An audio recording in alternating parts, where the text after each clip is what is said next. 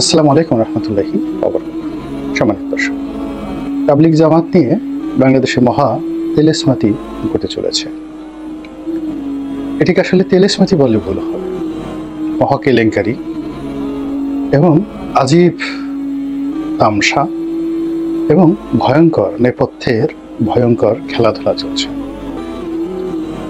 বাংলাদেশে যখন এই অনুষ্ঠানটি শুরু হলো প্রথম টঙ্গীর তুরাগ নদীর তীরে বিশ্ব ইজতেমা নাম দিয়ে, ঠিক সেই সময়টিতে আমাদের যারা প্রাজ্ঞ আলেম এবং ওলামা রয়েছেন তাদের একটা বিরাট অংশ এটিকে ইসলাম বহির্ভূত অনেকে বলেছেন।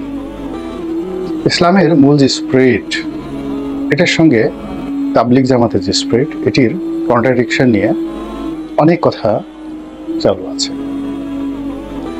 তো দিল্লি থেকে যিনি এই তাবলিগ জামাত শুরু করেছিলেন তার পরবর্তী বংশধর এখন দিল্লির যে মার্কাজ নিজামুদ্দিন মার্কাজ, সেটির নেতৃত্বে আছে। আবার বাংলাদেশে জুবাইরপন্থী নামে যারা পরিচিত তারা মূলত কওমি লাইনের আলেম ওলামা হিসেবে স্বীকৃত। তো এই যে বাংলাদেশে চলমান দুটো ধারা, একটা হলো সাতপন্থী তাবলিগি গ্রুপ আর একটা হলো জুবাইরপন্থী তাবলিগি গ্রুপ, এই শব্দটির সঙ্গেই তাবলিগ জামাতের যে ভাব এবং গাম্ভীর্য এটি নষ্ট হয়ে গেছে। দুই নম্বর হলো যে বেশ কয়েক বছর ধরে, অন্তত সেই আওয়ামী লীগ জমানা থেকেই এরা মারামারি করছে। শুধু যে কাকরাইলে মারামারি করছে তা নয়, তারা রাজপথে মারামারি করছে, টঙ্গী ময়দানে মারামারি করছে, তারপর দেশের ছোট ছোট মসজিদগুলোতে অজপাড়াগে সেখানেও তারা পরস্পরের বিরুদ্ধে মারামারি করেছে। এবং এ যাবৎকালে কতজন যে খুন হয়েছেন, কতজন যে আহত হয়েছে তার কোনো হিসেব আসলে আমাদের কারোরই জানা নেই। এই আজকে যে ভিডিওটি করছি আজকের দিনের ঘটনা, বুধবার দিন, সেই বুধবার দিন তাবলিগের যে ময়দানে সেখানে তাদের যে কর্মসূচি, সেই কর্মসূচিতে এই যাবৎকালে 5 জন নির্মমভাবে নিহত হয়েছেন। তো এটি নিয়ে ডক্টর মোহাম্মদ ইউনূসের সরকার বৈঠক করেছে উভয় পক্ষের সঙ্গে। সাতপন্থী হিসেবে যারা পরিচিত তারা এই ইজতেমা ময়দান ত্যাগ করেছে বা করার পথে, আর অন্যদিকে বাংলাদেশে যারা আছে জুবাইরপন্থী, এই জুবাইরপন্থী যারা আছেন তারা এখনো এটা ত্যাগ করার ব্যাপারে সিদ্ধান্ত নিতে পারেননি। তো এগুলো নিয়ে আলাপ হচ্ছে, আলোচনা হচ্ছে, কথা হচ্ছে এবং খুবই নেতিবাচক কথাবার্তা হচ্ছে। এর কারণটা হলো যে তাবলিগের এই পদ্ধতি, তারা এটাকে মনে করে যারা তাবলিগের অনুসারী এটার মধ্যেই তাদের মুক্তি, এই কর্মের মধ্যেই তাদের প্রাপ্তি, এবং তাবলিগ জামাতের যে আনুষ্ঠানিকতা রয়েছে এটা যদি পরিপূর্ণভাবে সহিভাবে তারা করতে পারে তাহলে জান্নাত একেবারে শতভাগ নিশ্চিত।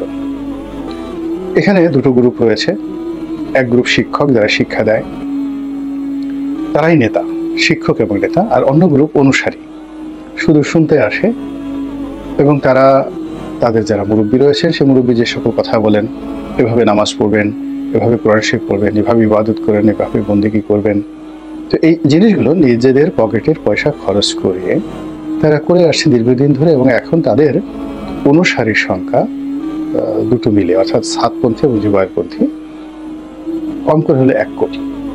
এবং বাংলাদেশের কোনো রাজনৈতিক দল তারপরে বা কোনো ধর্মীয় সংগঠনের এরকম ডেডিকেটেড যারা বাক্স নিয়ে, প্যাট্রা নিয়ে, মাথায় সেই তাদের যে খাবার দাবার, চাল ডাল আটা ময়দা এগুলো চাপিয়ে এক স্থান থেকে অন্য স্থানে মুরব্বীদের কথা মতো মুভ করে, এরকম 1 কোটি লোক তাবলিগের আছে, যেটা অন্য কারণ নেই। এখন এই 1 কোটি লোক 2 ভাগ হয়ে গিয়েছে। কেউ হয়তো বলতে পারে আমাদের 60 লাখ, ওদের 40 লাখ, কেউ বলতে পারে না আমাদের 40 লাখ, ওদের 60 লাখ, কিন্তু মোরালেস আপনি 2 ভাগই করেন না কেন? 50 লাখ লোক এক পক্ষে, তারা অপর পক্ষের 50 লাখ লোককে চ্যালেঞ্জ জানাচ্ছে মারামারি করার জন্য, কাটাকাটি করার জন্য, এবং একে অপরকে ফিতনাবাজ হিসেবে তারা আখ্যা দিচ্ছে, এবং এটি পুরো রাষ্ট্রীয় ব্যবস্থাকে এখন রীতিমতো চ্যালেঞ্জের মধ্যে ফেলে দিয়েছে। আওয়ামী লীগ জামানাতে, আওয়ামী লীগ যেহেতু একটা রাজনৈতিক সরকার, তাদের অনেক শক্তিমত্তা ছিল, ফলে ওই সময়টাতে এই বিরোধগুলো মাথা চাড়া দিতে পারে এবং সেখানে ক্ষয়ক্ষতি কম হয়েছে এবং পুরো পরিস্থিতি সরকার নিয়ন্ত্রণ করেছে এবং সরকার যেভাবে চেয়েছেন ওভাবেই আসলে তাবলিগ জামাতের এই অনুষ্ঠান সমূহ তারা পরিচালনা করতে বাধ্য হয়েছে। কিন্তু এখন যেহেতু ডক্টর মোহাম্মদ ইউনূসের অন্তর্বর্তীকালীন সরকার সার্বিক বিবেচনায় মারাত্মক দুর্বল অবস্থানে আছে, এই কারণে কি হলো, এই দুটো সংগঠনের মধ্যে যারা জিহাদি জোশ যাদের খুব বেশি, আমি নেতিবাচক কোনো কিছু বললাম না, এবং যারা মনে করে আমরাই সঠিক, তারা মনে করছে এই প্রতিপক্ষের উপর শক্তি প্রয়োগ করে এদেরকে রাজনীতির ময়দান থেকে বিতাড়ন করা সম্ভব, তাবলিগের ময়দান থেকে বিতাড়ন করা সম্ভব।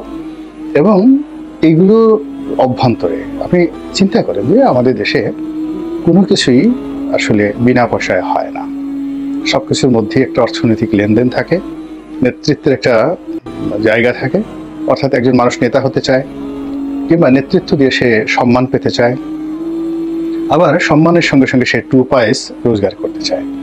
এই তিনটি জিনিসের সমন্বয় সব জায়গাতে আছে।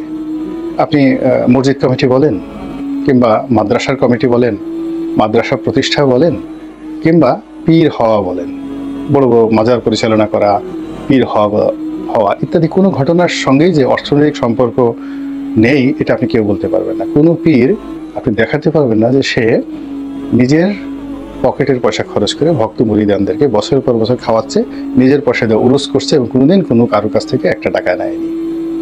এবং যখন এই জিনিসগুলো এসে যায় ধীরে ধীরে তখন মানুষের নফস কিভাবে কাজ করে সেটা যারা মনোবিজ্ঞানী তারা ভালো বলতে পারবেন, যেহেতু ধর্মীয় সংক্রান্ত বিষয়, এটি নিয়ে কোনো কিছু বলছি না। এখন আমাদের ওয়াজের ময়দানে বলেন, যা কিছু বলেন, এমন সব বিশ্রী সব ঘটনা ঘটছে। এক পীর সাহেব তাকে দাওয়াত করে নিয়ে গেছে, পীর সাহেব না, ওয়াজে বক্তা, সে ভীষণ রকম জনপ্রিয় এবং বিতর্কিত।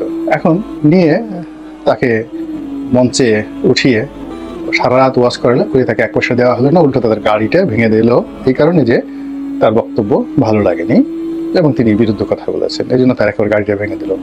আর এক বক্তা তার সমর্থকরা কি নিয়ে ঝগড়াঝাটি করলো, ঝগড়াঝাটি করার পর সেখানে মারপিট হলো, মামলা মোকদ্দমা হলো এবং সেই পীর সাহেব বিলের মধ্যে দিয়া জিহাদি জোশ নিয়ে দৌড়ে তিনি সেখান থেকে পালিয়ে এলেন। এই ঘটনাগুলো হচ্ছে, এটা যে ইসলামের যে সৌন্দর্য, ইসলামের যে রূপ মাধুর্য, এটাকে প্রশ্নবিদ্ধ করছে। তো যেটা বলছিলাম, তাবলিগ জামাতের মধ্যে এই যে এখন যে তেলেসমাতি চলছে, এই তেলেসমাতির ব্যাপারে আমাদের যারা সাধারণ জনগণ তাদেরকে খুবই সতর্ক হতে হবে। একটা জিনিস বুঝতে হবে যে ইসলামে সত্যিকার অর্থে অলৌকিক যে বিষয়গুলো আছে, এই বিষয়গুলো নিয়ে খুব বেশি বাড়াবাড়ি করার ব্যাপারে আল্লাহ রাসূলের সরাসরি নিষেধ আছে। আল্লাহ রাসূল এবং তার সাহাবায়ে কেরাম যা করেছেন সব কিছুই প্র্যাকটিক্যাল। যুদ্ধ প্র্যাকটিক্যাল, অর্থনীতি প্র্যাকটিক্যাল, সংসার জীবন যাপন করা সবই প্র্যাকটিক্যাল। ঘরে সুন্দরী স্ত্রী পড়ে আছে, বিবাহ উপযুক্ত কন্যা পড়ে আছে, কিংবা ঘরে চাল ডাল আটা ময়দা কিছু নেই, তো সে তার মনে হলে সে জান্নাতে যাবে এবং জান্নাতে যাওয়ার জন্য তাবলিগের অনুসারী হয়ে সে এই ঘরেকে অরক্ষিত রেখে সে 40 দিনের চিল্লায় চলে এসেছে। আর ওদিকে দেখা যাচ্ছে তার পরিবারের বিরুদ্ধে কত সব অভিযোগ। এরকম একটা দুটো ঘটনা নয়, হাজার হাজার ঘটনা এই তাবলিগকে কেন্দ্র করে বাংলাদেশে ঘটছে। এবং এই ঘটনার প্রেক্ষিতে আমাদের দেশে যারা সুন্নিপন্থী আলেম ওলামা রয়েছেন, যারা নিজেদেরকে আহলে সুন্নাত ওয়াল জামাত বলেন, তারা এই পুরো তাবলিগের যে প্রক্রিয়াটি, এটিকে তারা নিরুৎসাহিত করেন যে এটা হওয়া দরকার নেই এবং এখান থেকে ইসলামের একটা বড় ফিতনা তৈরি হতে পারে। এরপরে বাংলাদেশের বৃহত্তম যে সংগঠন যেটা জামায়াত ইসলামী বাংলাদেশ, তারাও এই তাবলিগ জামাতের এই মতাদর্শটাকে একদম পছন্দ করেন না। তারা কৌশলগত কারণে হয়তো বলেন না, বা তারা যদি কখনো রাষ্ট্র ক্ষমতায় আসে তার পরের দিন টঙ্গীর তুরাগ নদীতে কোনো তাবলিগ জামাতের অনুষ্ঠান হতে দেবে না। এটা তাদের একটা একেবারে মোরাল ডিসিশন।